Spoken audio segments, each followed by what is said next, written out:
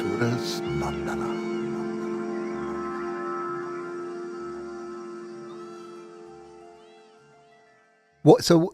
In this kind of story that we're talking about, you've got these two words, esoteric and exoteric, okay?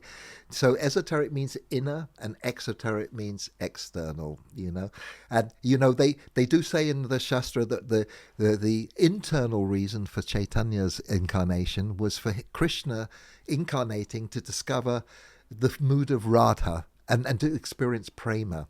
But on the external part of his dharma was to be the inaugurator of the Yuga Dharma, which is Harinama, as you mentioned, it's Hare Krishna. So now the tendency of, as you could see, Prabhupada, Bhaktivedanta Swami, has gone to the West. He's kind of like on a mission to kind of exoteric spread and esoteric. There's a lot of kind of paradoxes going on. You've got this very esoteric kernel of spirituality, but somehow there's a missive to get it out there and expand it.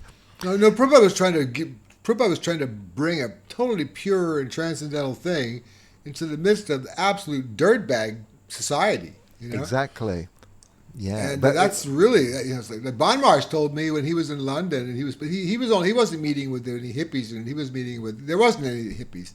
He was meeting with scholars and university people, and they were Indologists and people who studied divinity, and he was invited to all these give talks in Germany and England, and when he came back, he did the Bhakti. He translated Bhakti Rasamrita Sindhu, and he only translated the Eastern Division, where they teach sadhana bhakti, Mm-hmm. And I asked him why he didn't do the other three. He said because when he was in England, he firmly realized that the Westerners are absolutely incapable of hearing this information.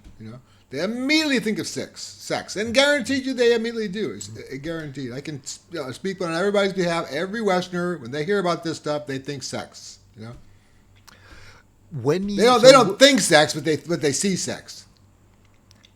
So you've kind of tasted and dropped into this those devotees that you associated with in San Francisco, they'd only just met Prabhupada that January, or right. 1 year. They were Westerners. It was all new. Then you now are in this environment where that is all over there, thousands of miles away, and it's just you.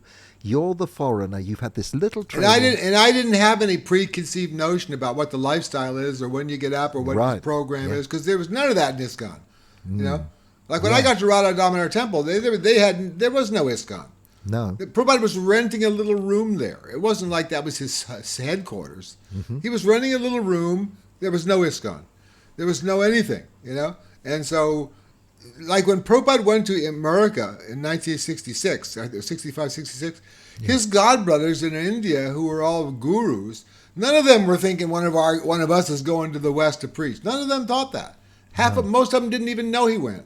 Prabhupada had a few friends that he like Banmarsh knew he went. His Banmarsh helped him get his ticket and everything. Mm-hmm. Banmarsh encouraged him, and of course Narayan Maharaj, who arranged for. So these are the people he taught. He wrote a little bit to Bhakti Vilas Tirtha, but they didn't take him seriously. Why should they? I mean, he had been a fringy up to then. Yeah. And nobody did.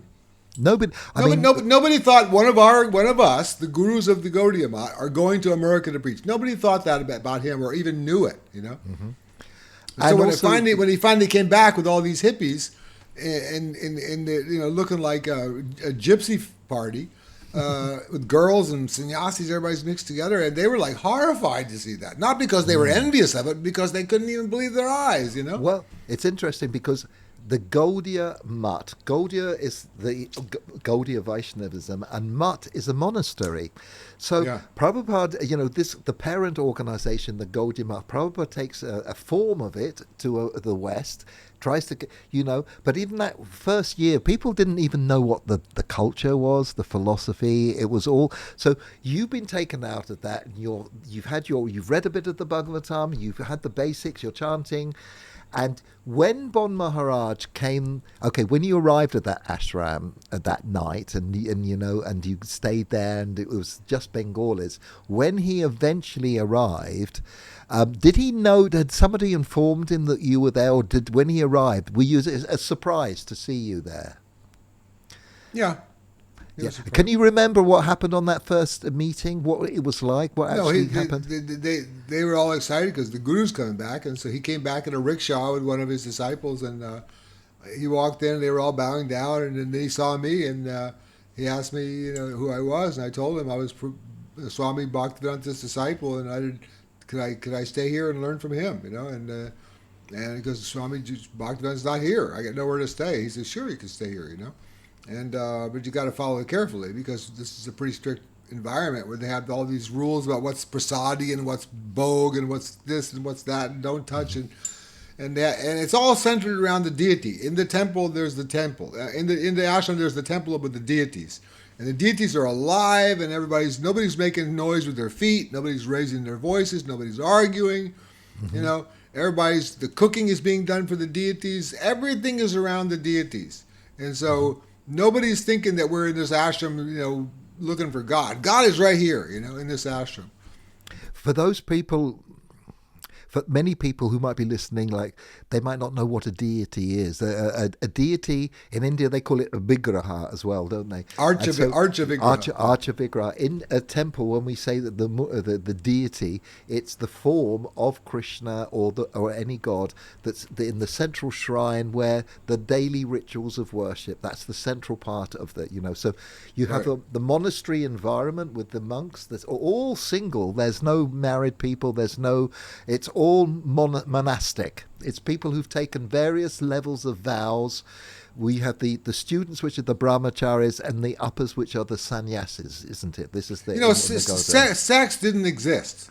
It didn't exist. I mean, nobody was struggling with it.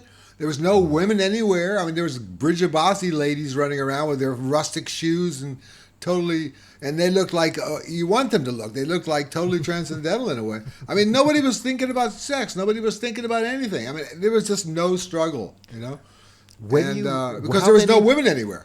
In that ashram, how many were the people that were regular there? How many people lived together? Between 7 and 15, like that. Okay, so it's quite a small community. Okay. Yeah. So, well, he had another ashram. He had one in Nandagram too. Okay. Sanatan Goswami's Bhajgutir was under his control. His disciples went and stayed there. Sanatan Goswami. I used to go stay there very often.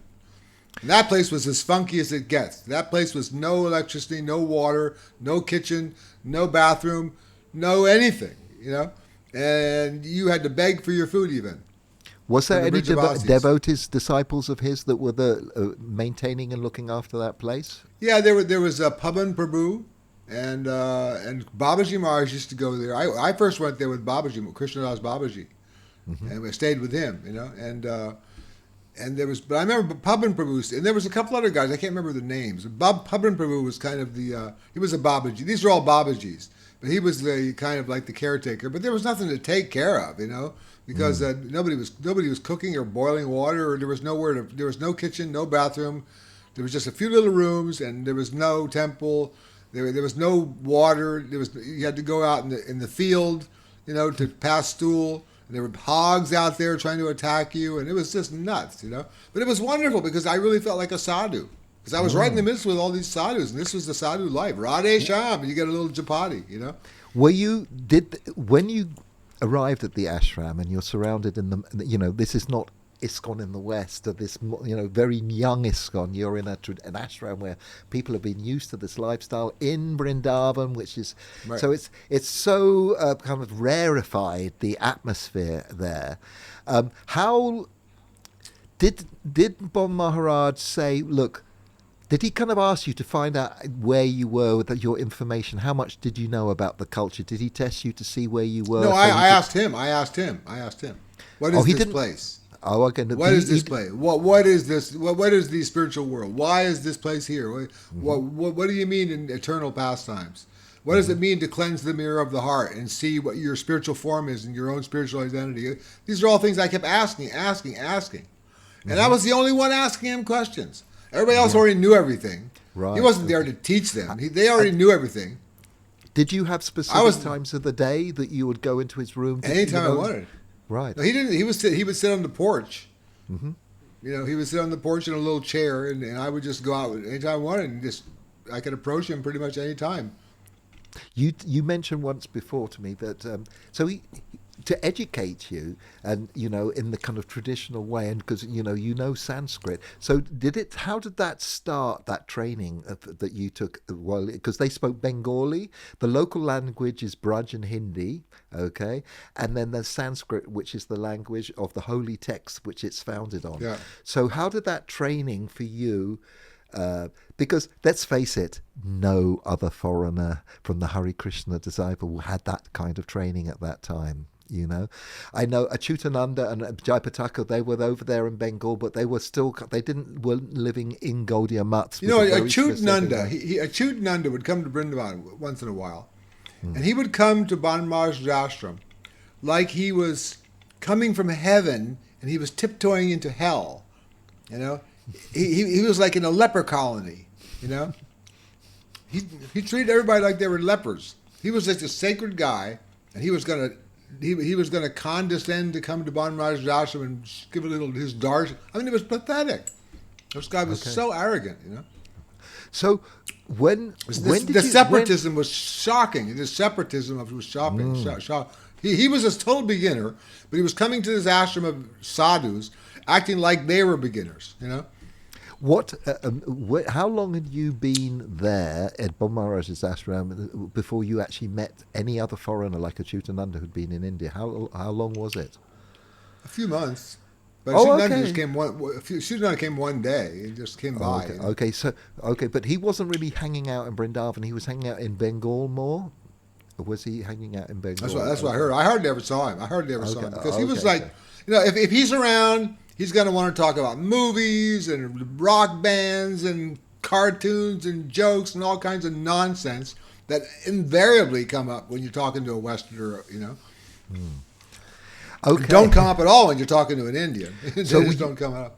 Your training that Bon Maharaj put you under, describe that? How did that go? What was your daily routine? How did you imbibe all those questions that you had?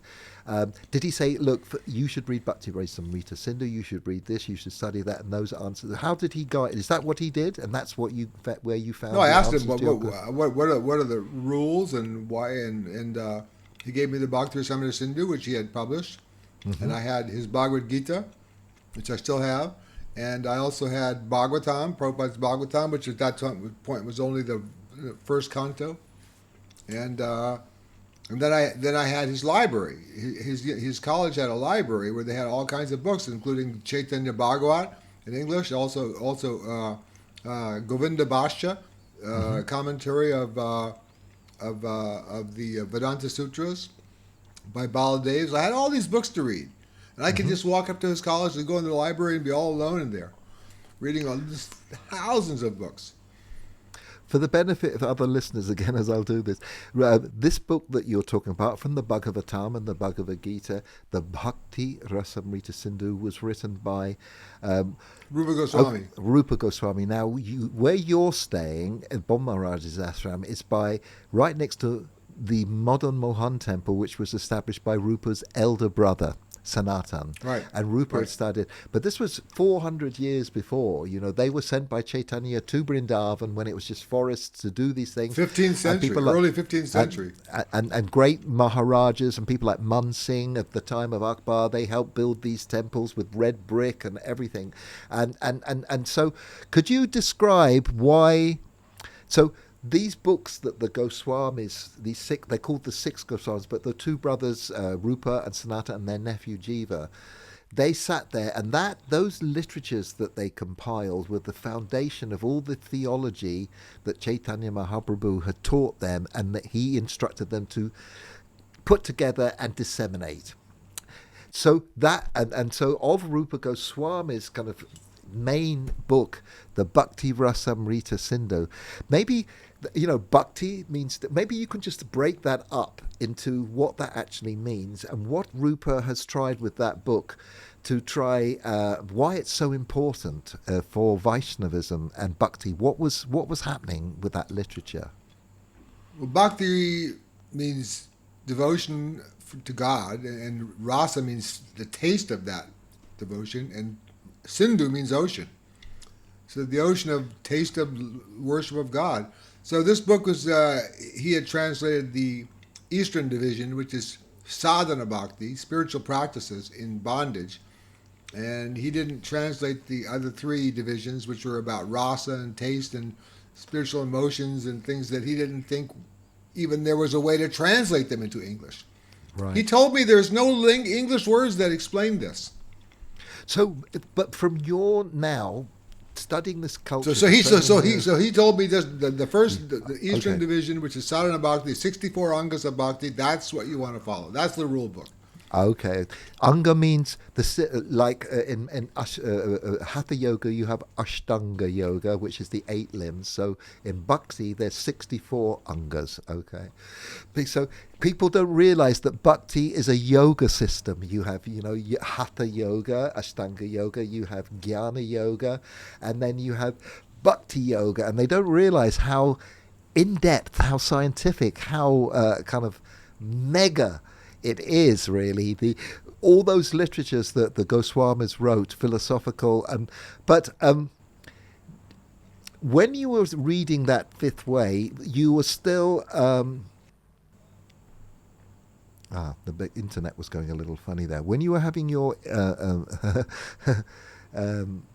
when you were entering into these books in that atmosphere, so you would wake up early in the morning, take your bath, would you go and attend arti of the temple and do these regular things? Sure. You have to follow the program. You have to follow the program. Yeah, so, and that's happening during the day. And then 4:30 in the morning, you hear a shank blow.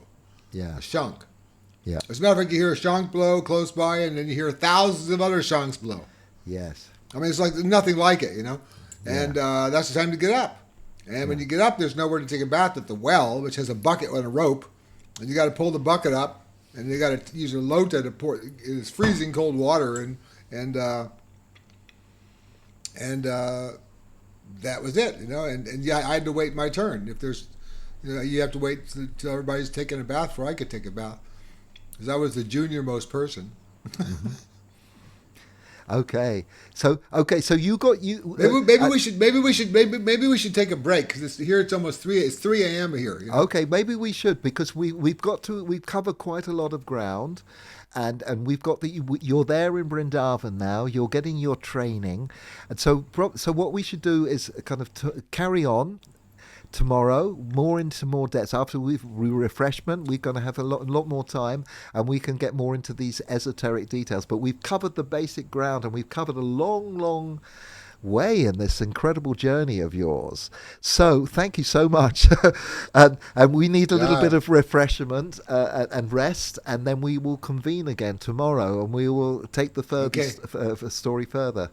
And thank you so much. And later on, I'll send you some sound clips and some pictures of the band and some pictures of me, and I'll send you some things so you can put inserts into it. Yeah, and we'll get more into the details of this time that you spent at Vrindavan, and then which was from 1966 to 1968. No, 1968. Yeah, January 68 to October of 73. 73. Yeah. So that's a whole chapter. We're going to get more into that detail and carry on with the story. Okay. Haribol, Jai Shri Radhe. Haribol. Hare Krishna, Jai Gurudev. Hare Krishna, Jai Gurudev. Mathuras Nandana.